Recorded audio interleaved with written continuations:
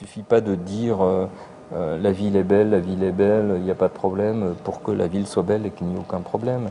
Je pense que l'image, elle se fabrique. Je pense qu'une politique de développement, c'est une vraie politique qui appuie sur les atouts objectifs qui existent dans cette ville et d'abord les forces qui la font avancer. La ville de Calais s'est considérablement transformée. Une piscine patinoire, un stade de foot, le Chanel, l'école de musique, la cité de la dentelle, le centre-ville. Enfin, il y a comme ça des signatures d'une transformation de la ville qui se sont inscrites au fil du temps. Et quelqu'un qui revient aujourd'hui, qui était là au moment où je suis arrivé, voilà, a face à lui une ville qui s'est considérablement transformée. Et je pense qu'un des enjeux de cette cité, c'est précisément de rentrer dans un cycle urbain, voilà, une urbanité qui n'est encore pas tout à fait là, de mon point de vue. Le 8 janvier 91, c'est ma première venue dans la ville.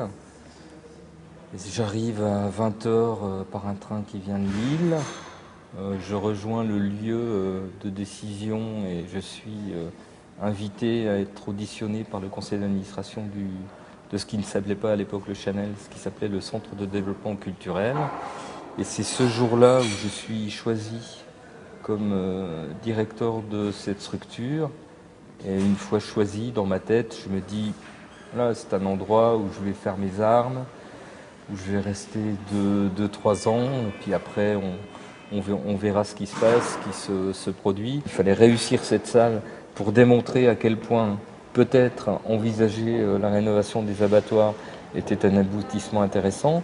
Et quand la décision a été prise de concevoir un nouveau lieu à la place des abattoirs et de concevoir un lieu culturel, il fallait à la fois réussir le concept, trouver les gens pour s'en occuper, donc l'équipe d'architectes, travailler avec eux.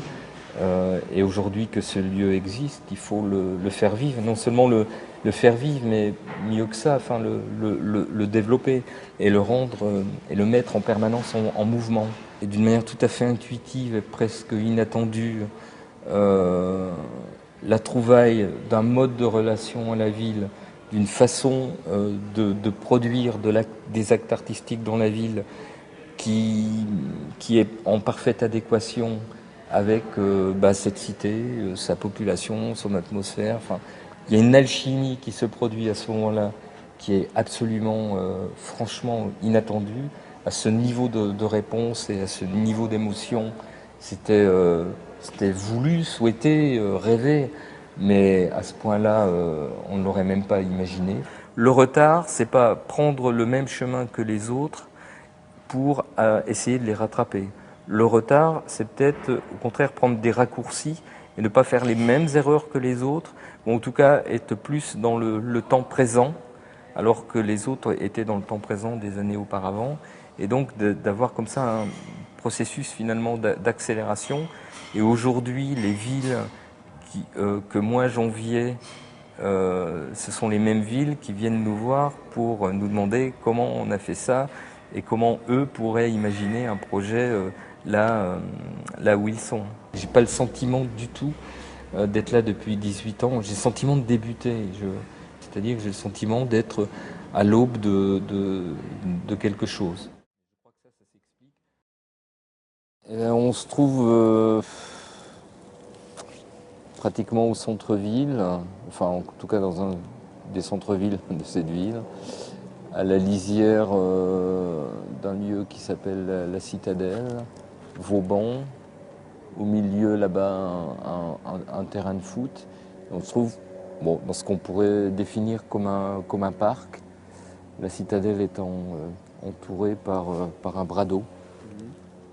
Et il est emblématique d'un certain nombre d'espaces qui existent dans cette ville et qui sont totalement ignorés. Enfin, comme si le tracé des parcours des gens était totalement lié finalement aux fonctions sociales.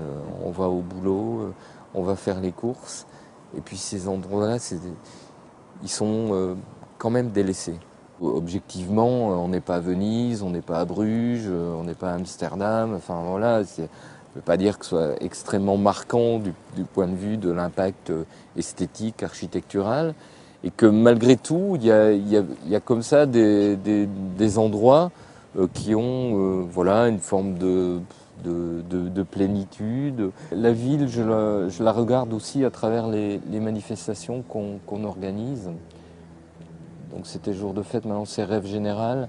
Un des enjeux de la manifestation, c'est de révéler la charge poétique des lieux, c'est de révéler les lieux eux-mêmes, leur existence, et de les faire vivre à travers des propositions artistiques.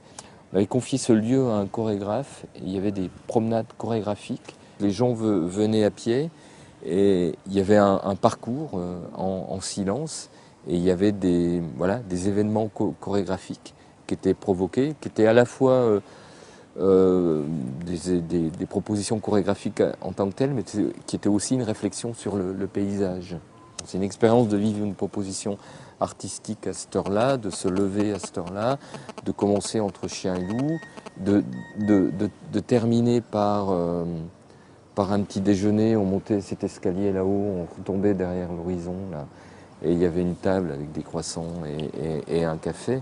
Enfin, voilà, pour moi, c'était un moment d'une charge poétique incroyable.